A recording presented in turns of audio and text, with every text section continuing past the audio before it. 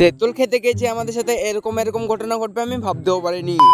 তো গাইজ আজকে আমরা ভাবলাম আমরা অনেকদিন কোথাও যাইনি, তাই আজকে আমরা যাব তেঁতুল খেতে। তাই আমরা 4টে সাইকেলে 5টা ছেলে মিলে চলে গিয়েছিলাম তেঁতুল পাড়তে। তেঁতুলের সাথে কিছু মিক্স করে খাওয়ার জন্য কিনে নিল দোকান থেকে কিছু জিনিস, আর আমরা তেঁতুল গাছের কাছে পৌঁছে গেলাম। আর তেঁতুল গাছের কাছে এসে যে আমি এরকমটা দেখে নেবো আমি ভাবতে পারিনি।